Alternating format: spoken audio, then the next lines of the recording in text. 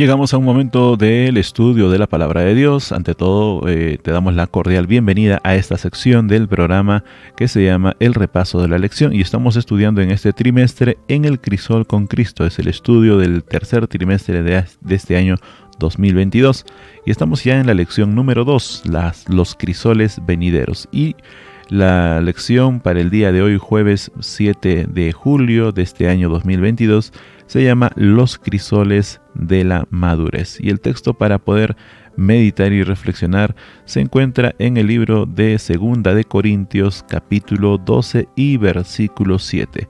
La Biblia declara lo siguiente: y para que la grandeza de las revelaciones no me exaltase desmedidamente, me fue dado un aguijón en mi carne, un mensajero de Satanás que me abofetee, para que no me enaltezca sobremanera. ¿Qué quiso decir Pablo con estas palabras aquí en la segunda carta, en la segunda epístola a los Corintios?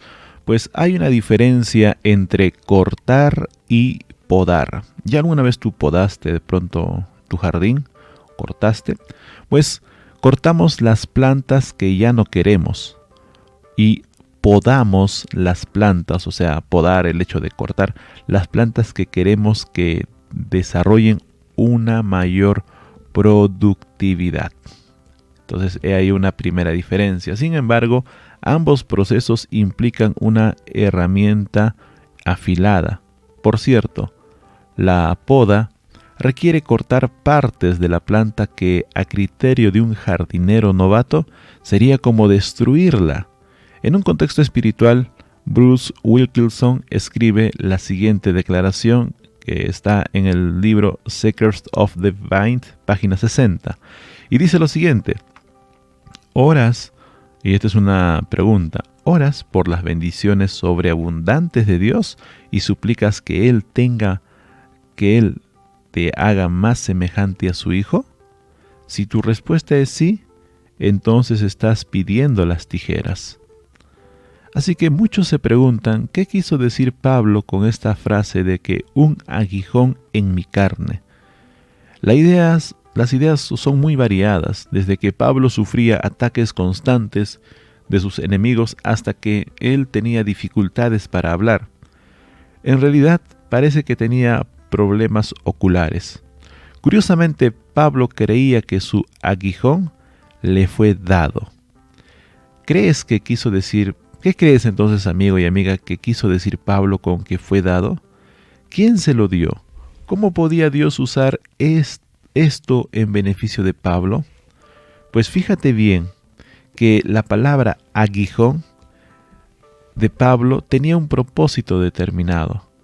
Y el propósito se encuentra en la última frase del versículo 7. Dice, para que no me enaltezca sobremanera. No fue por ningún pecado específico que hubiese cometido, sino para evitar que pecara en el futuro. Pablo reconoció que por naturaleza tenía una debilidad para pecar y que este aguijón podía protegerlo. Y leemos los siguientes versículos que declaran lo siguiente. El versículo 8 dice, respecto a la cual 3 veces he rogado al Señor que lo quite de mí. Mire, es interesante que Pablo no pide solo una vez, 2 veces, sino que pide 3 veces que Dios le restaure, que Dios le quite este aguijón. Sin embargo, en las 3 ocasiones el Señor le dijo, bástate mi gracia. Y el Señor dice, me ha dicho, bástate mi gracia, versículo 9, porque mi poder se perfecciona en la debilidad. Por tanto, de buena gana me gloriaré, más bien en mis debilidades, para que repose sobre mí el poder de Cristo. Y ahora el versículo 10 es bastante interesante. Dice lo siguiente, por lo cual, por amor a Cristo, me gozo en las debilidades, en afrentas, en necesidades, en persecuciones, en angustias, porque cuando soy débil, entonces soy fuerte. Hermosas palabras de Pablo, que vemos hasta aquí que el aguijón que él tenía era para que Dios pudiera fortalecerse en la debilidad. ¿Cómo enfrenta Pablo su aguijón? ¿Crees que la debilidad de Pablo tuvo otros beneficios espirituales para él? La forma en que Pablo responde, ¿cómo podría ayudarte a enfrentar los aguijones que quizás tengas que sobrellevar? Sabes, mi amigo, no hay nada en este mundo que Dios no sepa. Dios sabe todo.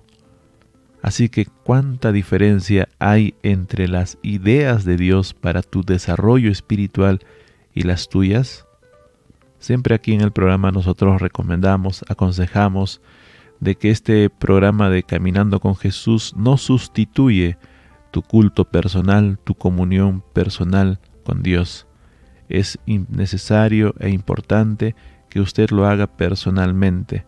Pero este programa es, siempre decimos, es un granito más para sumar en tu vida espiritual. Piensa en los aspectos de tu vida en los que necesitas dar más frutos de justicia. ¿Qué cualidades espirituales te gustaría pedir a Dios que desarrolle en ti mediante la poda, mediante la podación? Ya sabes entonces que Cristo Jesús está para perfeccionarnos, pero solamente lo lograremos cuando vayamos a Él. Que el Señor te acompañe, que el Señor te ayude y déjale el día de hoy que Él sea el Señor de tu vida. Así que cantemos y alabemos a nuestro Dios con alegría y con gozo la siguiente melodía musical.